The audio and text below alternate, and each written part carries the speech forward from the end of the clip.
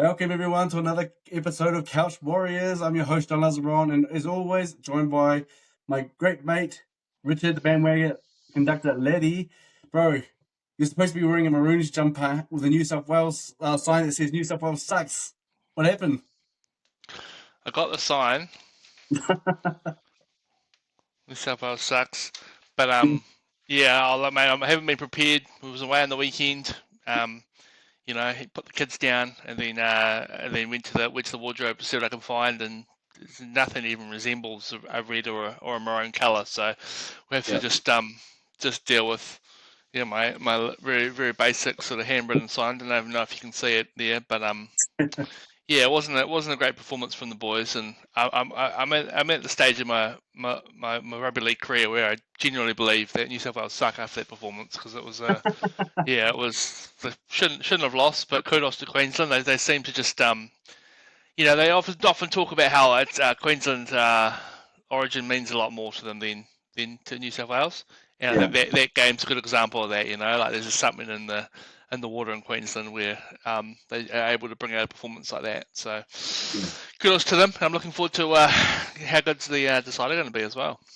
Yeah, well, for those who don't know, who are listening in or watching this, Richard and I had a bet. I'm obviously a Maroon supporter. Richard obviously supports the Blues. Well, he's a bandwagon supporter, going from what he just said. But yeah, so we had a bet about who's going to win the game. If whoever lost had to wear the opposition's jersey and a sign that said they suck, and pretty much yeah. So I honestly thought didn't really have a shot, but I just had a feeling. Remember I told you I had a feeling that something's just going to happen, and it did. It did. And to be honest with you, we're going to talk on a serious note about Origin. I just want to applaud Kurt Capewell on his performance, because I thought he had a monstrous performance. He was in everything, in defense and attack. He was tremendous. He was amazing on the night. And to be honest, I thought he was actually going to get man of the match. That's how awesome he played. I mean, Cameron Munster got it, and yeah, he actually had a great game as well, especially leading the side for the first time. But yeah, Capewell definitely had an amazing game, and also he's a shoo-in for the third game. He's not going to be, look, he's not going to be. They're going to, take him out of the team again or put him into the bench. Sorry, what I was trying to say. He had a great game, and sets up a bit of a blinder for the third Origin, and which could have some players missing out for New South Wales. I heard Cleary might not be available, with through injury, etc. So who knows what's going to happen? Yeah, I know. Very interesting to see what happen. No Moses as well, obviously. I think I imagine he's still out then.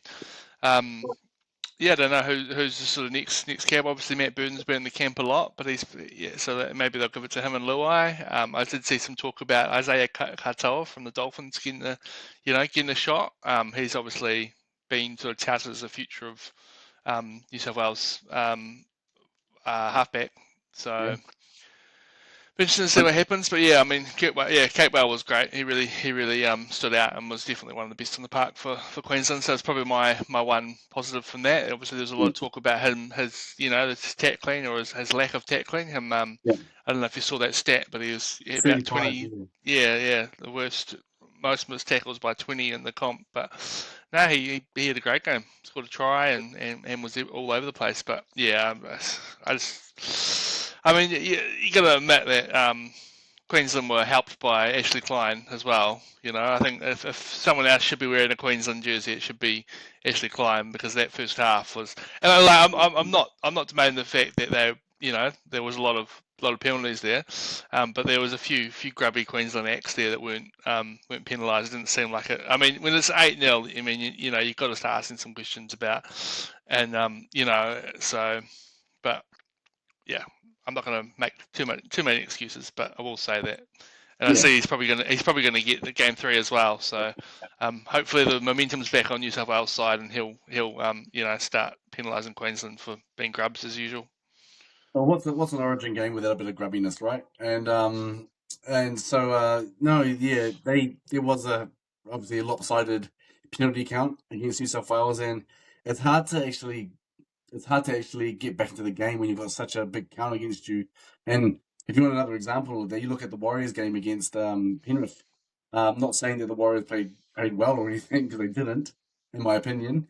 And but the thing is, the lopsided, our lack of discipline, which granted Penrith all those penalties and six agains. Look what happened there. We had no ball, no ball position, and yeah, they had pretty much all the ball in their hands and stuff. So look what happens. But yeah, no, going back to Origin, I mean, I would actually throw in Luke Metcalf's name in there. His name's been touted as well, as because he's obviously one of the form halfbacks of the season as well. So it'll be interesting to see what happens there. I mean, I'd love to see Luke Metcalf go and play Origin, and a lot of Warriors fans will say no, no, we need him and stuff. But I'm pretty sure that would be a dream of his. You can't be in the way of dreams, and also I think that we've got a more than decent replacement in Tana Boyd, you know, right there anyway. So even Tamale Martin as well, if he can slot in right there as well. So, but yeah, no, good game, and it was a good Origin game and very close. I thought New South Wales were going to do it and come back, and to be honest, but we held on in the end. So, can we just make sure next week for the next episode you wear a Maroons top with a big sign that says New South Wales sucks to keep with the bet? I'm not wearing a maroons top, but I'll wear a maroon coloured top, maybe All a right, red top, just I'll accept close that. enough. I've got my sign here, so that's Yeah, I'll accept. maybe I'll I'll, accept. I'll get my daughter to make me a more prettier scuxed up sign as well, just Yeah, for good measure. good man. At least you honor the bet, so it's all good, mate. But let's get back into the Warriors game because it was a hard game to watch, wasn't it? It was really really we were really flat. It wasn't like the Warriors. We besides the game against the Raiders, we looked really flat as well. I just thought we were just really flat on the day. Too many, defensive lapses as well, and giving away, and with our lack of discipline. Now, you were talking about Klein giving away all those penalties and stuff, but the penalties that were given to Penrith were justified. A lot of the six against and stuff, and the things, but there was just a lack of discipline. We gave them too much ball, and it just made the game really unwatchable. I mean, obviously we don't watch it, but it was really unwatchable. It was not the Warriors that we've been watching through the season. It was not the side that we just saw before the bye that bit Cronulla. That wasn't what we saw. We saw something totally the opposite. So which is why but the thing is I'm not panicking. I know a lot of fans are panicking. I've seen social media and how they're going on and on about this person needs to be good, this person needs to go. I mean, this happens. It happens. Look what happened last year at Magic Round when we played Penrith, who actually won the competition. They um they had a pretty much full strength team. We were scrambling for players. We had a lot of young players come in who had never played first grade before, and we beat them at Magic Round as well at Suncorp. So these things happen. It doesn't mean it's the end of the world. Like I said, Penrith lost their game to us, but they still ended up winning the comp. So it's not the end of the world. We just need to regroup and get back onto it because yeah, we don't want to play again like that. But what were your thoughts on the game? Yeah, similar, bro.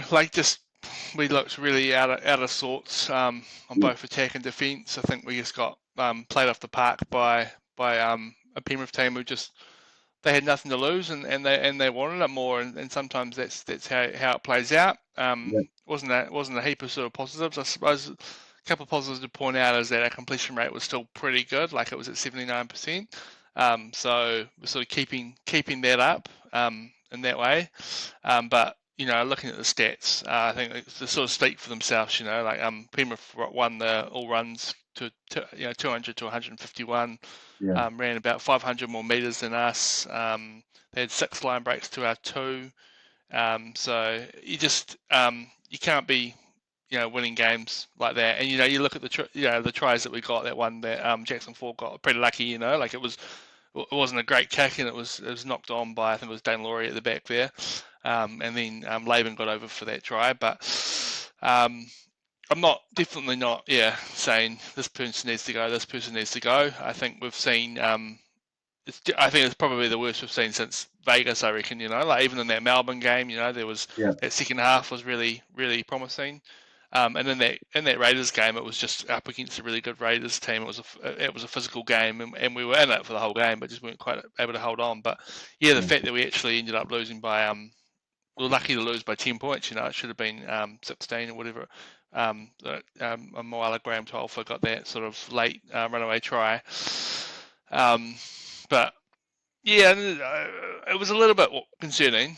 But I think what we've seen from the Warriors this year is that when they've had these losses, they've bounced back well. So I'm not going to stress out too much until we see next week and we see this weekend and we see the bounce back. But just a ugly game. It's a shame. They hadn't played at Mount Smart for a few weeks. And the home, you could see the home crowd were happy to have the boys back, but Yeah, they weren't able to put on the show. Obviously injury wise didn't help.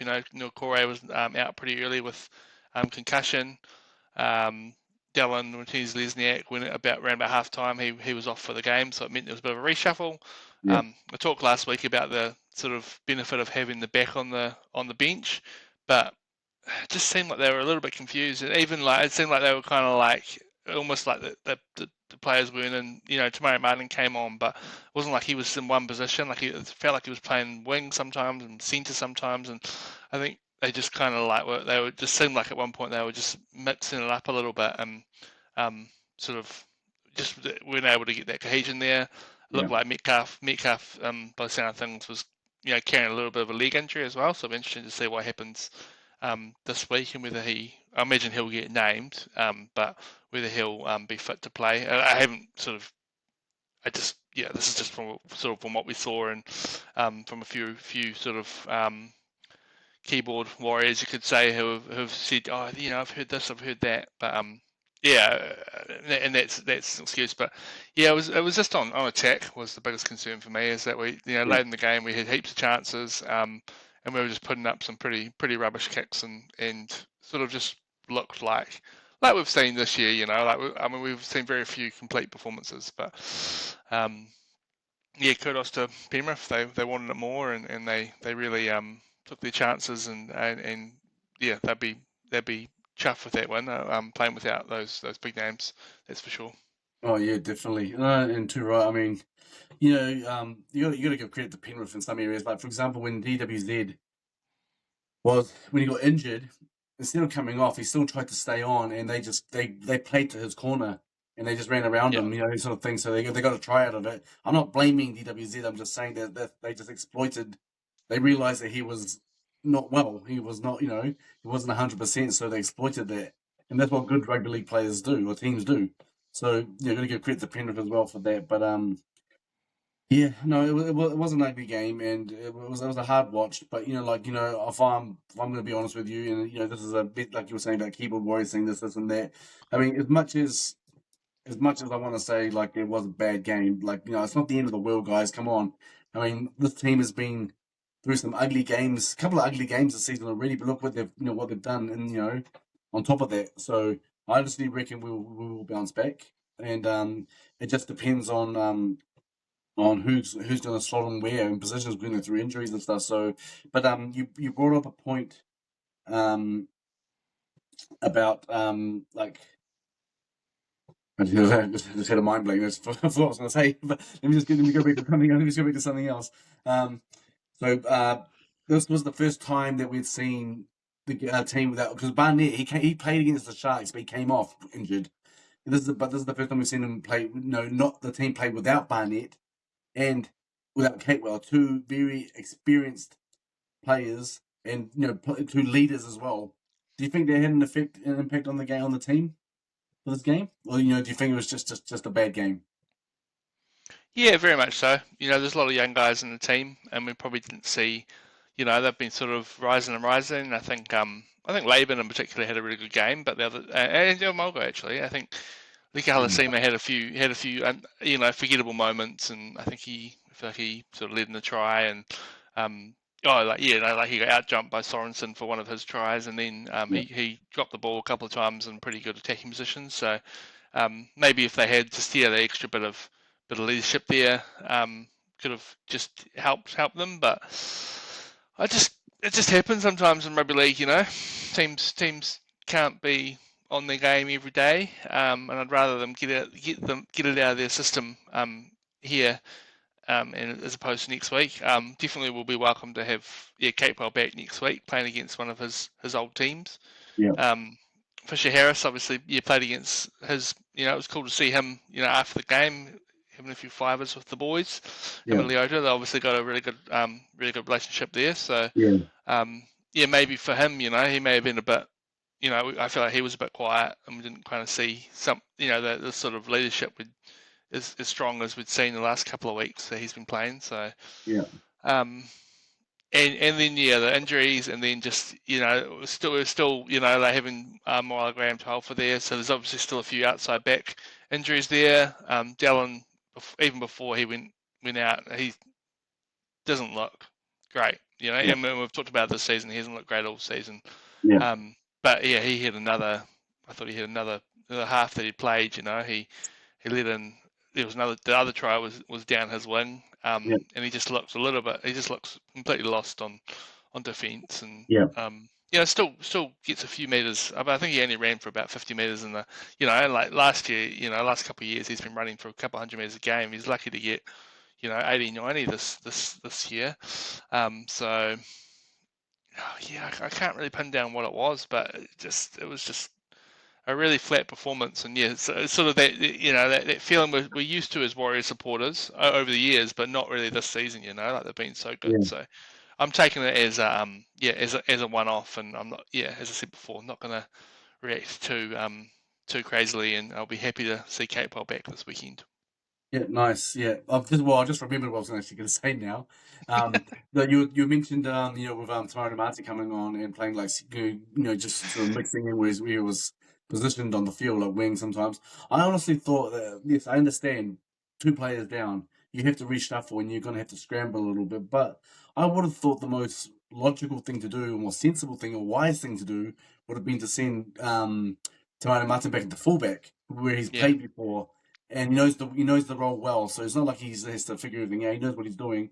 Then put Chance into centre. That's what I thought would have been the most logical thing to do. But that didn't, yeah, and ha- then that didn't happen. I know that Chance is that's his forward, that's his spot, and he's been carving up and he's been doing all the meters. But I just thought in this situation that would have been the best thing to do, and it didn't happen.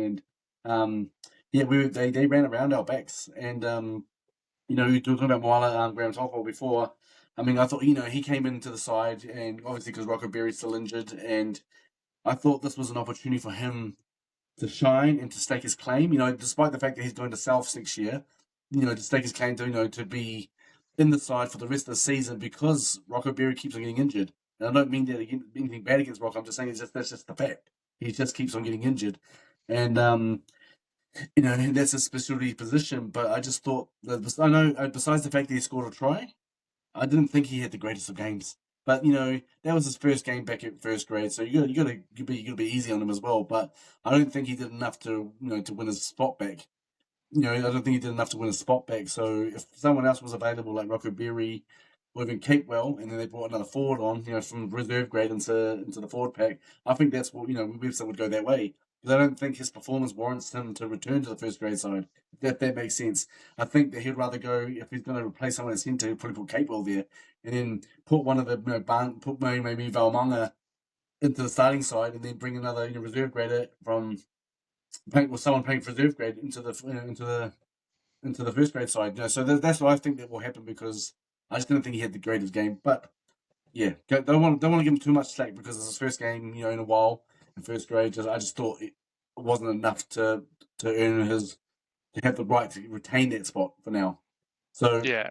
yeah, that's what I thought about his game. But at the same time, not many of the players in the Warriors had great games on the weekend. But there's one thing I wanted to ask you before we move on to your segment of the Williams, mate, and it was you mentioned it a little bit before about the criticism about keyboard warriors and stuff, criticism of the team and players.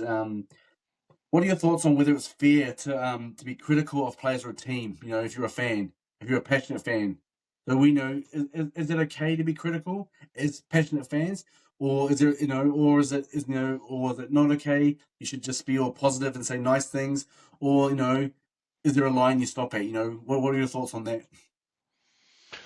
I mean, I think there's no problem with like having an opinion, but you don't need to go spray it all over social media. Like there's been a few cases recently that real dirty stuff of guys going into Instagram private messages and like sending Yeah, some pretty really nasty stuff to players after games and that I've got I mean there's obviously absolutely no time for that sort of stuff.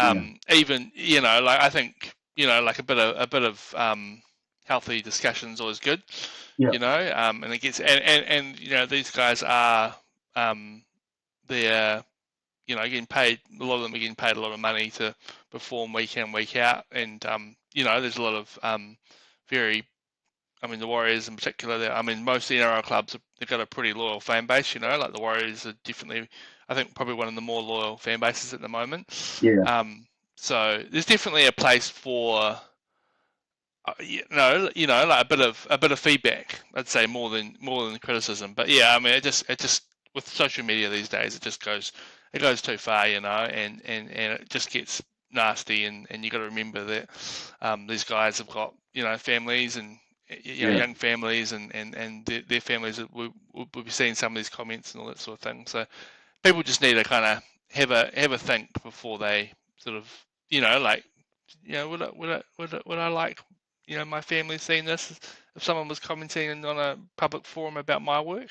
yeah, So and I'm sure that these guys they do a lot of training for it these days, because it's just this is the world that we live in, and it's not going to get any um, less digital, is it? Like it's just sort of the way it's going. It's probably, yeah. So, but yeah, I got no time for people, really getting into DMs, and I know that yeah, like Harris DeVita obviously had that game last year against the Raiders where he missed a few kicks, and he spoke out about it, and I think a few of his teammates did as well. So yeah, I'd say there's a place for it, yeah. but you just gotta, uh, it's gonna happen. But if you're gonna do it, just don't be a don't be an egg. Yeah, exactly. No, that's a good way to put it, and I think I agree with you because I think there's nothing wrong with a bit of healthy criticism.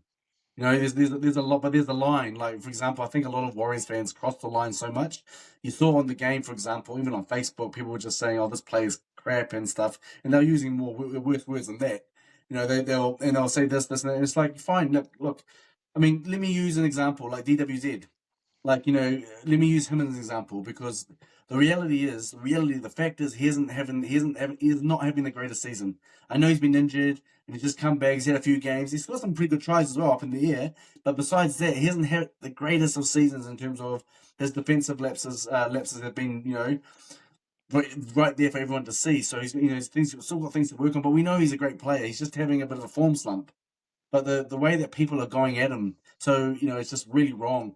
Us, for example, we're saying things like, we're actually giving some healthy criticism about it, saying, and I think that's fine. There's nothing wrong with that. If you're a passionate fan, you have the right to be able to be upset when your team is not doing well or a player is doing well. But you can't cross that line like you're saying. You can't just go saying things and just going attacking them and stuff, because that's just mean. It's nasty. Even Sean Johnson, I think, when he was going through that really bad period, as well, and I think it was last season and stuff. I remember him coming out saying, you guys are bad." I can't remember what the word he used, but I remember him coming out saying, because he was seeing the comments about him, and we all know Mm, how much of an amazing player he is. He just had a bit of a form slump. That's all. But yeah, the people that go at them they just get. It's funny how people get triggered really easily these days, right? And we are like you and myself. I'm talking about you and myself here right now. We are Warriors fans, thick and thin, since '95 and stuff. So but we also have conversations about the game and the players and stuff, and we give honest feedback, but we're never attacking them. We're never attacking them and stuff like that. So I wanted to ask you that because it's actually quite a trend. And to be honest with you, even though we're doing this on social, we've got a podcast, we do things on social media. Sometimes I'm reluctant to post some things on the pages there because people are just so nasty with the comments. yeah, Even when you're trying to do something positive or good or nice or say something something great or even just some healthy criticism, people are just nasty in their responses. And you see the comment, and you also when someone does something, you see the responses as well are nasty. The responses to the to the post or to these comments, and it's just like a big battle. So sometimes I've been reluctant to post things because I'm like, what's the point? What's the point? It's yeah, just going to be just what's the point? But there are some pages out there that that don't settle for that stuff.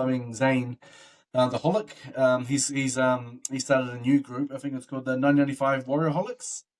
He started a new one, and he's basically said no BS. This is just for fans, just to say some positive stuff. So there are pages out there, which is good. It's good to see because he's a very positive guy and he does a lot of good work around the Warrior social media stuff. So yeah, if you're listening, go check out 1995 Warriorholics on Facebook. I'm sure he'll have it on Instagram, etc.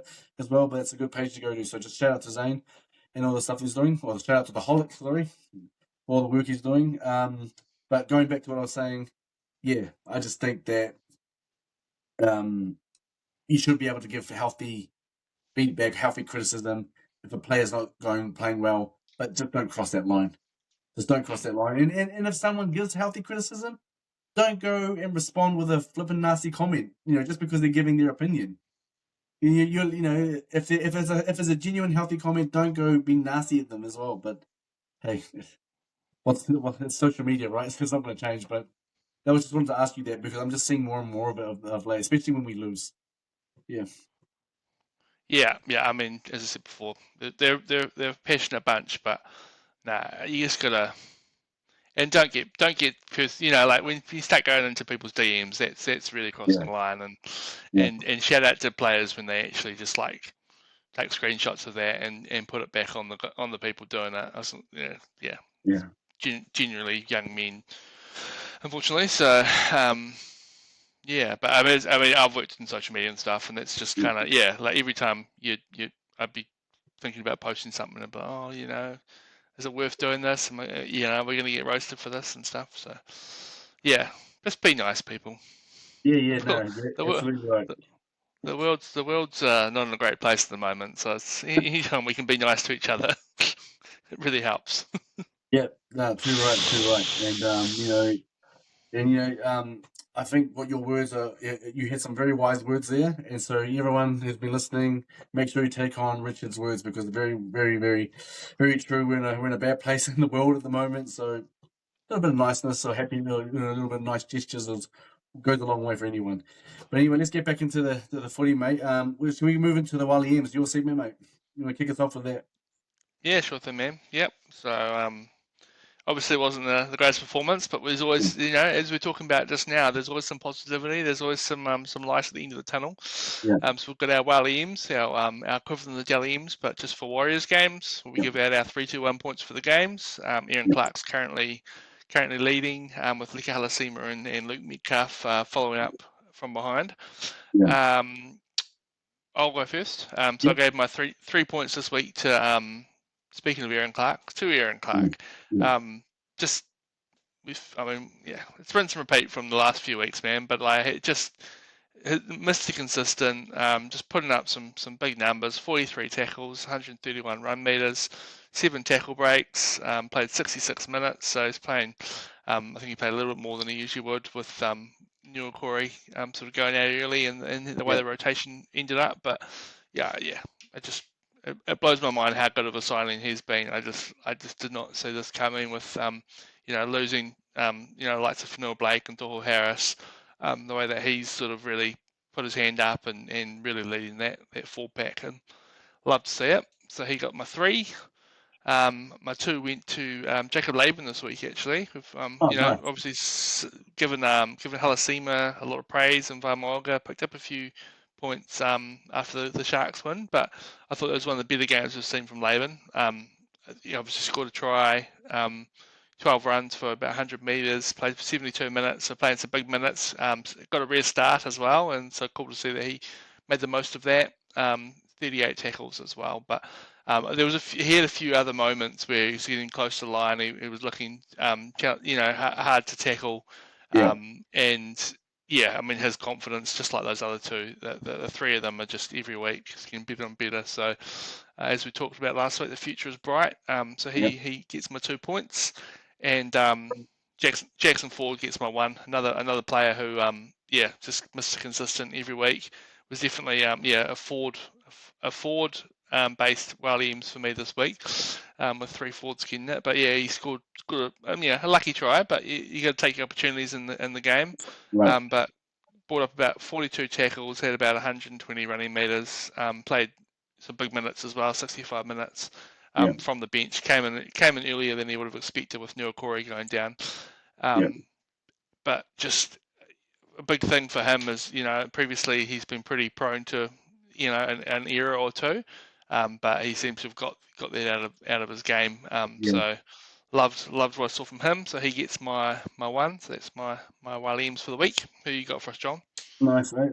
Yeah, I actually found it really difficult to think of players, to be honest, and I just didn't think really anyone really had the greatest of games. There were some that just played, just to the standard level, but nothing that just nothing spectacular. Nothing just shining out for me there. So, but I had Aaron Clark as well at 3, just because he just Mr. Consistent, just does the same thing and stuff. So he puts in the energy and stuff, and you've said it all. You've said it all there. It was just it's just a great signing, and he just every week in, week out, he's just putting in the performances, keeping us going forward and stuff. And I love the fact that he looks like one of the smaller players on the field in terms of a forward, but he always just puts his whole heart into his runs, get through. Doesn't always break the line, but he always makes those post contact meters. And so he always says it always takes a good 2 or 3 players that can bring him down as well. So Aaron Clark definitely 3 points. I had Balmunga having for my 2 points. I just thought coming off the bench he brought a lot of energy, and again one of the young guns of the future for the club. And I just thought I don't have the stats in front of me. I'm still using my phone. Usually I've got a computer. My computer's out at the moment. But yeah, Balmunga, I just thought when he came on, just brought a lot of energy, and just we went hard into the tackles as well. Sometimes it was hard to pick whether it was Balmunga or Halasima running the ball because they got the same haircut. But I sometimes couldn't tell who was who. They had to go by numbers on their back. But yeah, Balmonga, and I just think that he's brilliant. I think he's growing more and more, which is why I'm thinking. I said to you before, like if depending on injuries, he might be shuffled into the starting lineup, depending if Capewell goes into centre. So Balmonga for me is I think he's brilliant, and I can't wait to see him grow even further. And my 1 point is to RTS. I just thought he had a great game. I mean, like I said, nothing spectacular. I just thought he did his job well, and a lot of running meters. And I love the step that he put on. The step that he put. I can't remember who he stepped. Was it Soros? I can't remember who he stepped.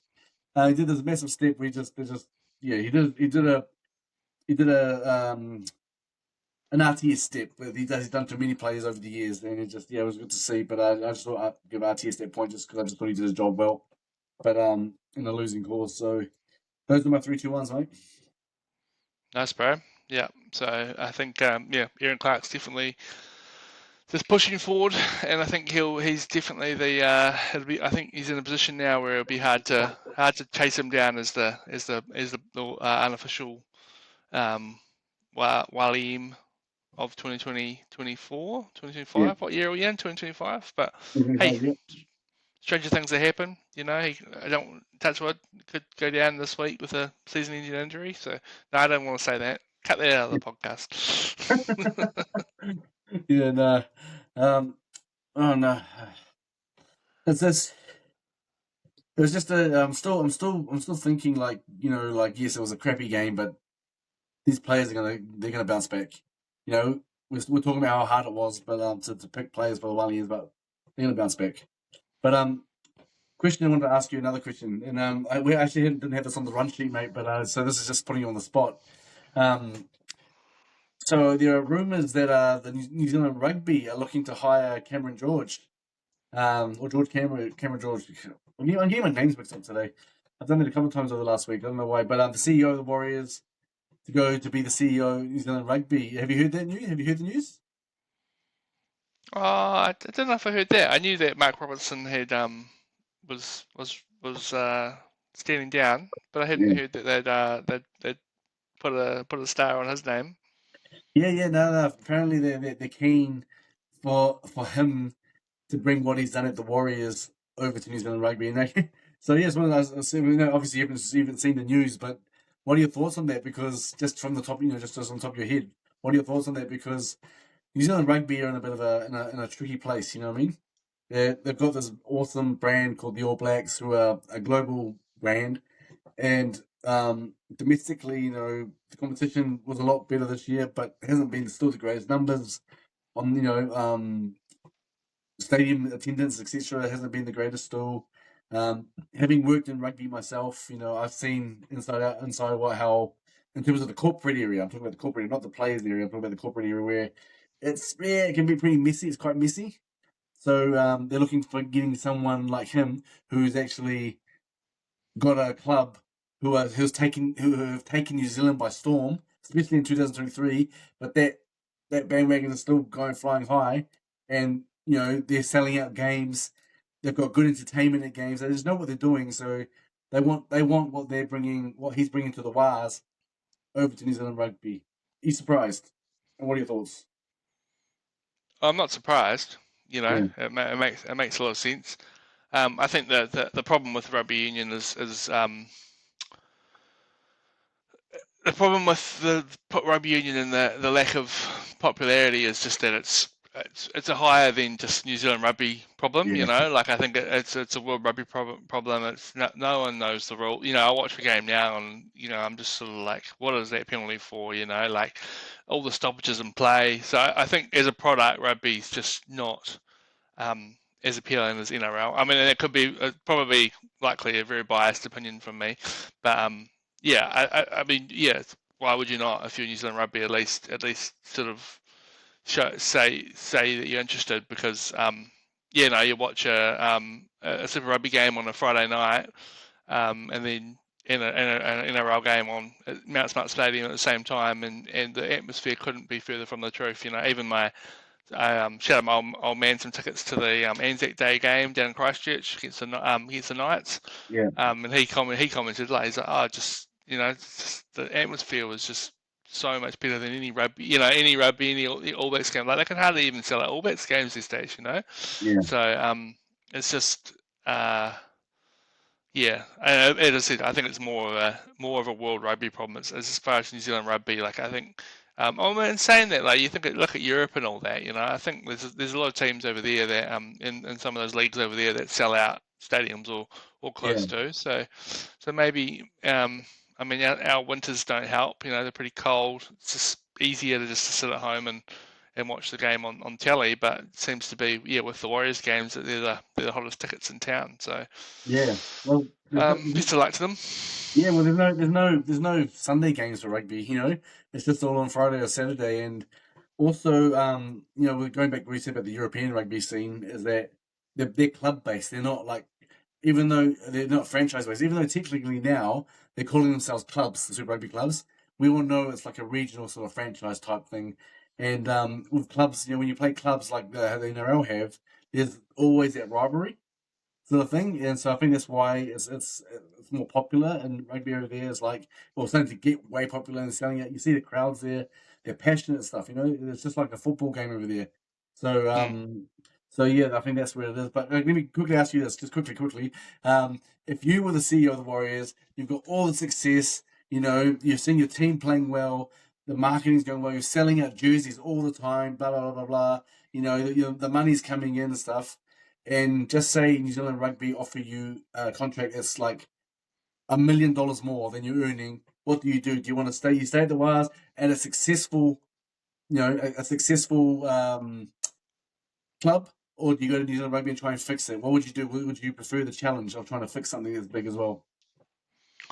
To be honest with you, bro, like I think you'd take the challenge, wouldn't you? And I mean, CEOs they seem to be wired differently. Yeah, Like mentally they're just they're always moving on. They're always thinking about their next step and all that. I know he's been a pretty busy guy. Even while he's been the Warriors CEO, I know he's been pretty high up with sort of thoroughbred racing up in Auckland, yeah, um, and I think he's had some other sort of pretty high up board roles and that sort of thing. So I mean, I'd say if they offered him a good contract and the money and sort of gave him I said a lot of it as having the freedom to basically do as you please, bring who of often they bring they'll bring this person they'll bring their team in.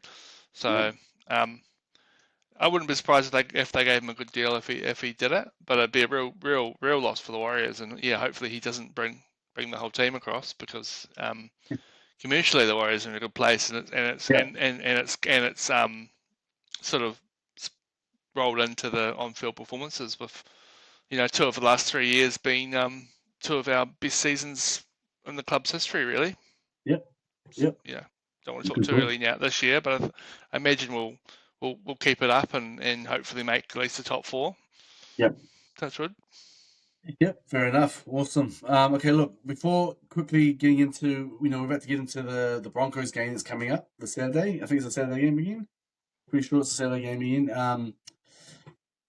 I want to ask you one more question before we dive into that, and that is, I saw on Sean Johnson's new show, the League Lounge, he had Wade Egan on there, and he asked him the question. I think a fan sent him the question. Would you play for the Kiwis? And I think his answer was basically, look, I would love to play for New South Wales, and I think that's every New South Wales. If you're born in New South Wales, growing up there and playing league, that's what your dream would be, or vice versa, Queensland, etc. But I think that he was. I think he's open to the fact. He's open to the possibility of making that switch to the Keys, which he can do now. He's spent 5 years here in New Zealand. He's played. Yeah. He's been here for 5 years. There is a criteria, and I checked it earlier. He's met the criteria, so he can play for New Zealand if he wants to. And he's met that Stacey Jones has had those conversations with him. So my question to you is: will we see Wade Egan in a Kiwis jumper, or will Laurie Daly give him a chance in game 3? Oh, I don't think he's getting brought in for game 3. I think Yeah. I think he's still not. I think he's still a bit further down the pecking order as well. Like I feel like they'd probably go for Coruscant Yeah. over him as well. So I think more likely Kiwis. He's not getting any younger. I think he's about 27, 28 maybe. I could be wrong there. Yeah. But yeah, I feel like and hooker's a position where the Kiwis have generally lacked a bit of depth. Obviously we've had to Jeremy Marshall King the last few years, who's a good player, but I don't know whether he's at sort of weighting and caliber of play. Like Egan's been one of the form, if not the form, hooker in the comp this year. So I'd be happy to see him put on the Kiwis jersey. I'd be more surprised to see him play for the Blues at the moment. Yeah. If he has had these conversations and if he is eligible, Yeah. I'm sure he's got very good rapport with a lot of the Warriors players who, who play for the Kiwis. So that he'd have a bit of an in, and I'm sure he wouldn't be looked at as too much of an outsider. So Wade, if you're listening, mate, we'd love to see you don the black jersey later in the year. I think for the Pacific Championship against Yeah. I think Tonga and Samoa this year should be fun. Yeah, there's still part of me that wants them to play. I mean, I don't even support New South Wales, but there's still part of me that wants to see him play for New South Wales, because you always want to support the players that you love. The players that you support. For example, Mitch Barnett. Even though he was playing for New South Wales, and I don't support New South Wales, every time he had the ball and everything, I was hoping he was going to do something good. And he had a great game in game 1. So that's what I mean. Like, even though I don't support New South Wales, there's part of me that still wants to see Wade Egan have the opportunity, because it'll just be good for him and good for the club. Producing more Origin players. You forget what I mean. But anyway, Mm-hmm. look, we'll move on from that, and look, we'll wrap it up soon. But before we do, let's go into a quick preview of the Warriors versus the Broncos. Did I get it right? Is it this Saturday, the game? Yeah, 5 o'clock. Yep. 5 p.m. game. Whereabouts is it? Suncorp. Of course it is. Of course it is. That's what I'm saying. Of course it is. When is it not at Sun? When is it? When is the game not at Suncorp? When the Broncos are playing? Warriors home game at Suncorp. Yep. So yeah. So again, when is it not? When is a game not at Suncorp when the Broncos are playing? And you think if I'm being sarcastic? No. So let's quickly go on to. We obviously don't know what the team is like, because we're recording on a Monday night. So the team will be named tomorrow, 6 p.m. New Zealand time, 4 p.m. Australian time. What changes do you expect to be made in the side? I imagine obviously looks like Dylan will be out. So I suspect that Tuapiki will come in, or Kossi, but I think Tuapiki he should be over he obviously had that head knock, but I think they did think he'd only miss a week. Yeah. So I think that's a week. His 11 days will be up, so he will hopefully be free. If not, I'll be happy enough to see Kossi come in. Berry's expected back this week. Rocco Berry's expected back this week, so I imagine he'll come in on that in that centre position, or they'll go with Capewell. But if Berry's fit, I think there's probably Yeah, more. Give him another go. Um, Obviously Metcalf might be out as well, so if he's out, obviously Tamara Martin's been there, so they might give him a go, but it's probably more likely they'll give Tanner Boyd a shot. yeah, I'd imagine. yeah, I'd be happy. I'd be happy either way, to be honest, because love Tamara Martin, and we saw what he did last year when he got given the 7 jersey. Like he was carving up. He was one of the best halfbacks in the comp when he was playing there. So we know what he's capable of. But yeah, Tanner Boyd's also been playing some good footy out in the New South Wales Cup. yeah, And then your core is the other one, isn't it? So yeah, I suspect Jackson Ford probably will start, yeah, and then Kate will come back in, so we'll knock probably Laban back to the bench. yeah. So Laban, and then maybe if Tamara Martin's playing, they might give Sam Healy a run on the interchange, and then we could have Tanner Star Smith and there's another. Who else are we? Maybe Tom Tomale or Bunty. I'm just trying to think about an extra with Dimitri. Wait a minute, Dimitri, Sam Healy, Laban, yeah, and Tanner Star Smith. Yeah, probably those 4 on the interchange. That's my predictions. Nice, nice. I But mean, yeah, I think I've kind of covered everyone. I didn't write that down, so just yeah. doing it off my head. So there's probably a glaring omission. So I apologise if there is. Yeah, okay. Well, I'll do it on top of my head as well, just to make it fair, just to make it fair. But I'm with you with on the wing. DWZ out. Even if DWZ wasn't injured, I'd be very tempted to leave him out anyway. No, I said this is not me being again what we talked about before, nasty or anything. It's just a pure form thing, nothing more. Tupiki, if he's free, if he's like sorry not free, if he's available in terms of the head knock, then yes, I think he's a sure and otherwise costly. If Berry comes in, obviously he'll go straight into centre for Graham Toffa. I think he'll slot out because Pompey will keep the other centre role. Capewell will come back into the second row, and I think he'll partner with Halasima, Aaron Clark, 13, Hooker, Wade Egan. The props would be obviously I reckon Jackson Ford will start. And obviously Fisher Harris. I mean, I would rather have Nukure there starting, but he's obviously I don't think he's going to be there. I've been hearing that it was just a busted up nose or something, so I don't know what the story is. If it was an HIA or actually busted up nose, I don't know. But if Nukure's, I'm going on the thought that maybe Nukure's going to be out. So Jackson Ford, Fisher Harris, waiting in there, starting. My halves would be Harris Davida, Luke Metcalf. So what I've heard is that he's got a bit of a cork, a bit of a cork, and that means that there's nothing too serious, and he could probably come back. But would you want to give him another week to rest, or would you give Tanner Boyd a shot? That's the thing. There's a part of me that wants to give Tanner Boyd a shot, not because I'm thinking Metcalf can't do it. No. I'm thinking like Metcalf's got, he's had a long history of injuries, right? And there's set him back. This year he's been able to get through, but it's a minor injury. But do we need to give him another week just to rest it off, just to make sure? There's part of me that would love to have Tanner Boyd in there just to see what he can do. And I don't think in the Nero you can just play around with players like that. But he's more than capable. We all know he's more than capable in terms of a playmaker. Got a great kicking game, and he's been steering that reserve grade team around the park really well. They're 10 from 10, by the way, leading the ladder, clearly at the top there. With a bit of a gap in the points and the points differential, they've got like plus 240, I think, from what I saw last time. And so he's doing the job there. He can easily slot in there without a problem. So that would be my 13, and the bench would be Walmanga, Kenstow Smith. I'm pretty sure they'll pick Tamati Martin as well. Even then, you have to bring in another forward, wouldn't you? Just not sure who, to be honest. Maybe Healy, like you said, but maybe they'll go for someone a bit more bigger.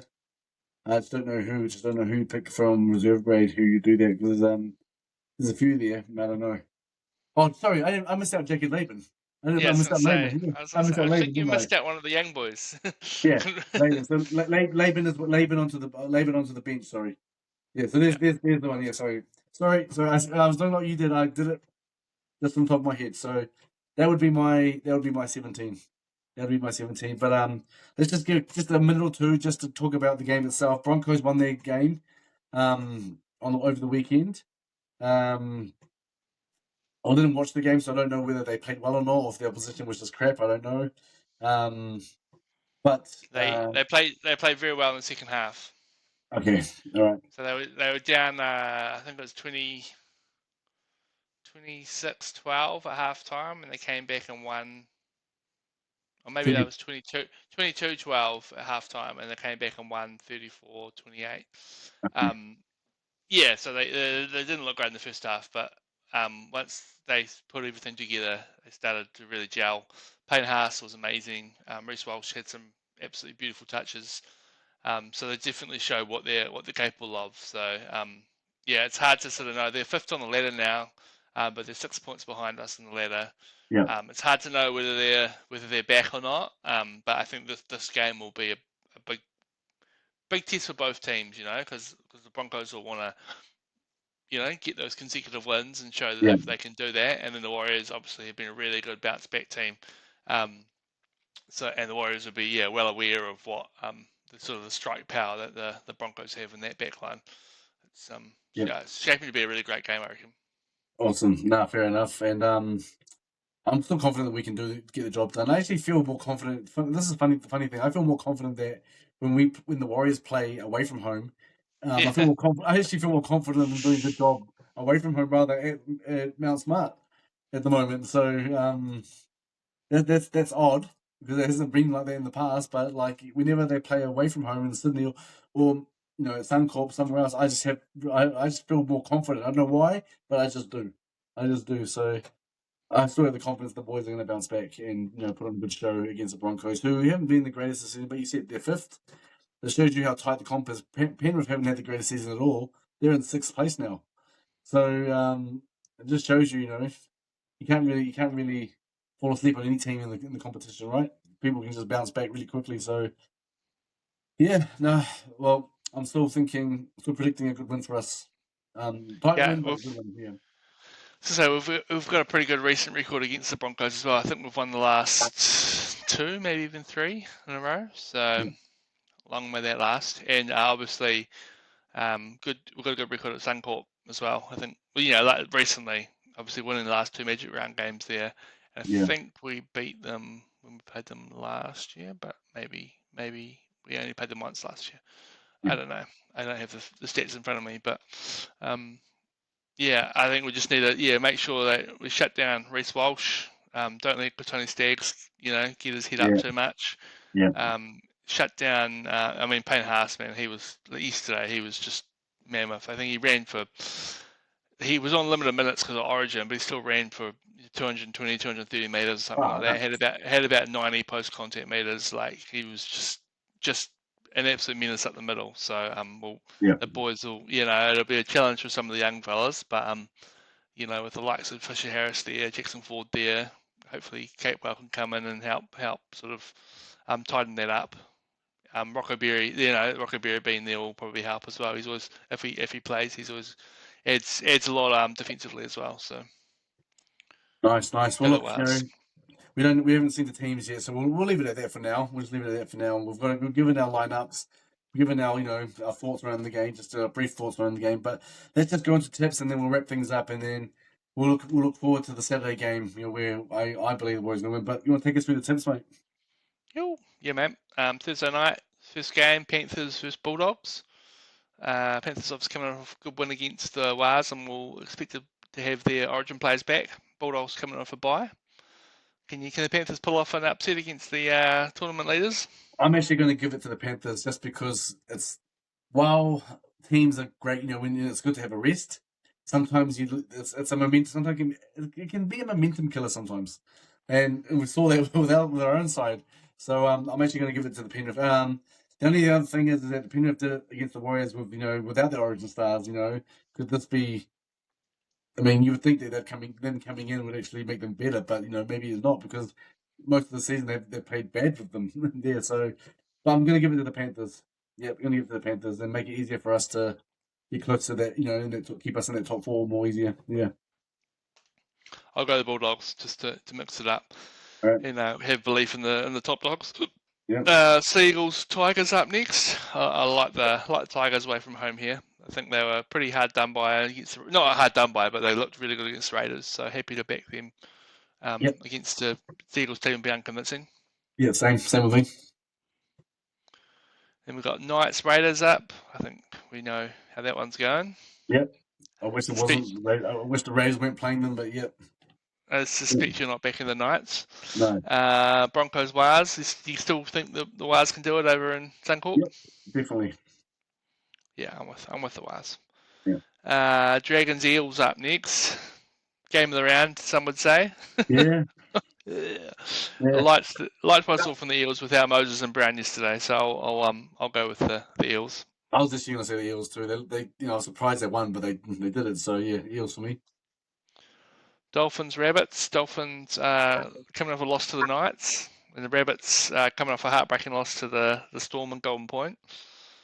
It's a hard one, because the Dolphins at home they have been putting on some big scores, but I Have they think lost the to the Rabbits. Knights? Yeah, Rabbits have got some good games in them, even though they're like 16th on the ladder. I'll go Rabbits. Okay, I'll go Dolphins because we've got too many on the same side. Yeah.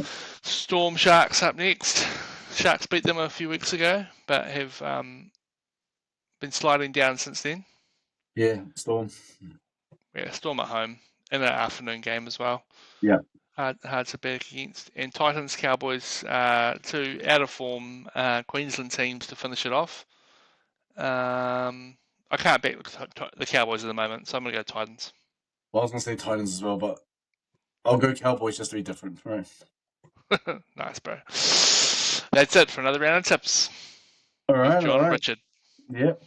Well, I mean, I don't think anyone, not just us, but I think everyone across the board hasn't been doing well with tips this year because there's been so many upsets, It's just, gone up and down. It's been like a roller coaster with tips. But anyway, I usually back myself with tips, but, it just hasn't been a good season for tips. And I mean, I got 2 last week, and you got. I think you got 4. So it was actually a good week for you. No, but yeah. I had a shocker. I got the Raiders, and I got this. I tipped against the Storm, got the Broncos, and then I tipped the Cowboys and the Titans. Yeah, so no good to no one. Yeah, nah. Well, you're not the only one, mate. I'm pretty sure I've had a few twos through the rounds so far. So, but anyway, look, we'll wrap it up from there. Once again, guys, thanks everyone for listening and tuning in on us. We're really thankful and grateful for the support. Every week we say this, but it's because of the truth. It's growing. It continues to grow. The content we're putting out, we're getting a lot of support, a lot of comments, a lot of likes, and new followers and subscribers. So if you're listening out there and you haven't subscribed, hit that button. As Richard always says, you want to. Hit that button, subscribe button, hit the follows button, like button. Give us a comment. We'll respond because that's what we like to do as well. We like to respond. So yeah, and hopefully next week I'll have my computer back and I won't be doing this on my phone, so I won't have to use this microphone here. And also, Richard should be wearing a maroon coloured jersey with a New South Wales Sack sign. So tune in for that one. But for now, there it is. Have a good night, everyone, and up the wires as always. Whoop, whoop, we've got the fish.